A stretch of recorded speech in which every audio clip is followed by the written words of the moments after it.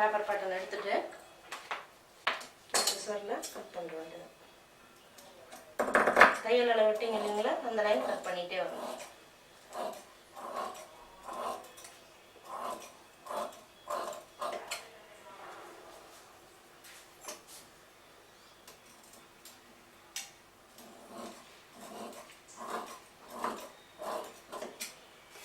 Next பார்த்தீங்கன்னா இப்போ back ஆம்கோல் shape தான் கட் பண்ணியிருக்கோம். இப்போ ஸ்லீவ் கட் பண்ணியாச்சு, பேக் ஆம்கோல் ஷேப் மட்டும் கட் பண்ணியிருக்கோம். இப்போ சார்ட் பேப்பரில் இந்த ஃப்ரண்ட் ஆம்கோல் ஷேப் கட் பண்ணிக்கோங்க.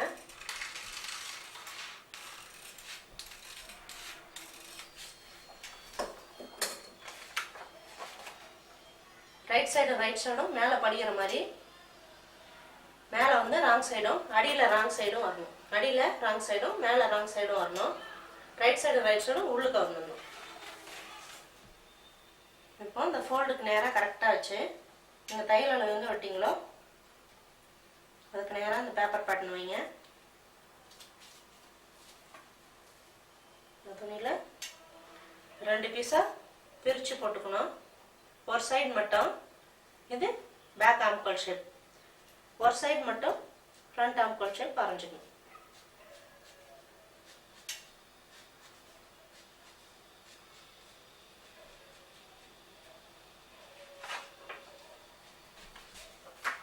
ரெண்டு பீசஸும் ஒன்று மேலே ஒன்று ரைட் சைடு படிகிற மாதிரி போட்டுக்கோம்.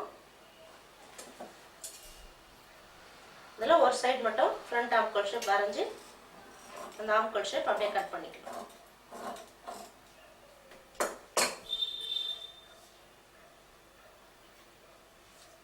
ஃப்ரண்ட் ஆம்கோலும் பார்த்தீங்கன்னா எதிர கரெக்டாக வந்துடும். ரைட் சைட் பார்த்தா நம்ம கட் பண்ண பிறகு 2 ஆம்கோல் ஷேப்பும் எதிர வரணும். அதாவது ரைட் ஹேண்ட். இப்போ நெக்குக்கு ஷேப்டு பீஸ் கட் பண்ண போகிறோம். இது பார்த்தீங்கன்னா ஷேப்டு பீஸ்க்கு லைனிங் கிளாத் 2 சதுர பீஸ் எடுத்திருக்கேன். இது வந்து பார்த்தீங்கன்னா நெக்கு உள்ளே வைக்கிற கேன்வாஷ், லைனிங் கேன்வாஷ். ஒரு பக்கம் பார்த்தீங்கன்னா பேஸ்ட் மாதிரி இருக்கும், அந்த பக்கத்தை இந்த துணியோட படிகிற மாதிரி வச்சு இது மேலே அயன் பண்ணிட்டீங்கன்னா இது அப்படியே ஒட்டிக்கும் உங்களுக்கு. இப்போ அயன் பண்ணிவிட்டு இதை கட் பண்ணுறது எப்படின்னு பார்க்கணும்.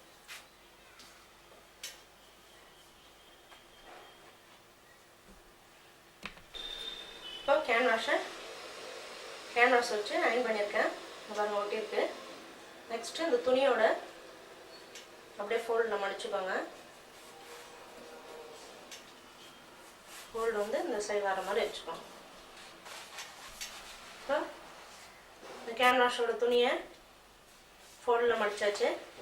நெக்ஸ்ட் இந்த சார்ட் பேப்பரை ஃபோல்டு படிகிற மாதிரி வச்சுக்கோங்க. கரெக்டாக இந்த கேன்வாஷில் ஜாயிண்ட் ஆகிற மாதிரி வச்சுக்கோங்க. கீழே வந்து ஒரு 5 சென்டிமீட்டர் அளவு கேன்வாஷ் இருந்தால் போதும். ஃபோல்டும் நேராக இருக்கணும். நெக்ஸ்ட் இந்த ஷோல்டர்ஸில் இந்த நெக் ஷேப்,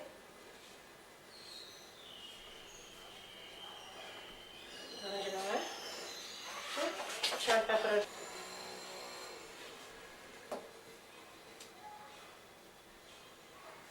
சுற்றி தையலுக்கு மடிக்கிற மாதிரி இடம் விட்டு ஸ்கொயராக கட் பண்ணிடுங்க.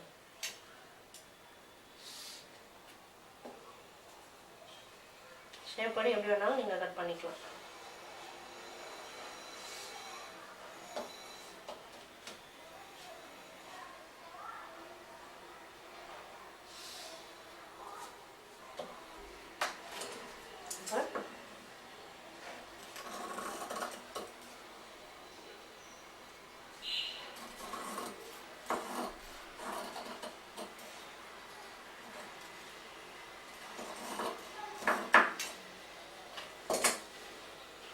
அவுட்லைன் கட் பண்ணுறாங்க. Next neck shape.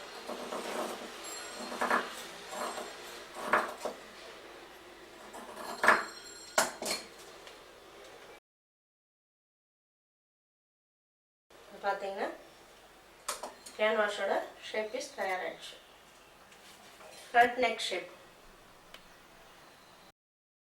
Front side பார்த்தீங்கன்னா இப்படி இருக்கும்.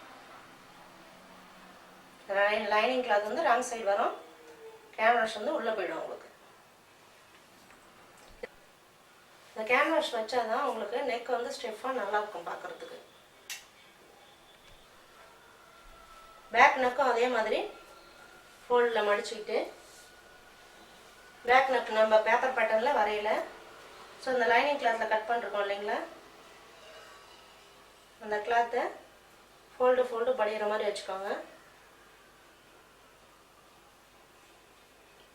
ஷேப் கரெக்டாக வர மாதிரி வச்சுக்கணும். ஷோல்டர் வந்து இந்த கேன்வாஷ் வர மாதிரி பார்த்துக்கோங்க.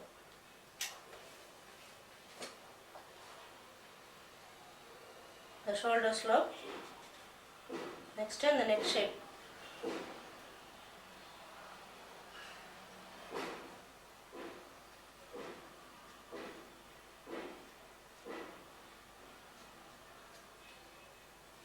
அவ்வளோதான். அதே மாதிரி சுற்றி தையல் அளவு விட்டு ஒரு 5 சென்டிமீட்டர் அளவுக்கு அகலம் இருக்கும் கேன்வாஷில்.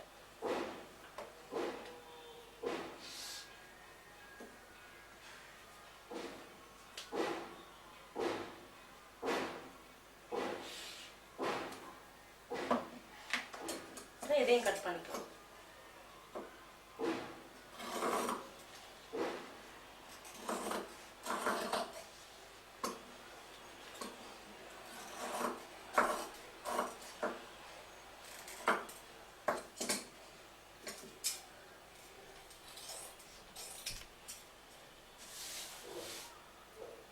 இப்போ நெக் ஷேப்.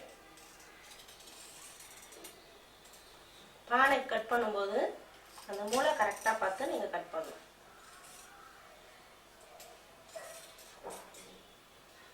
Shoulder slope. இப்போ பேக் நெக்கும் ஃப்ரண்ட் நெக்கும் ஷேப் இஸ் ரெடி ஆயிடுச்சு.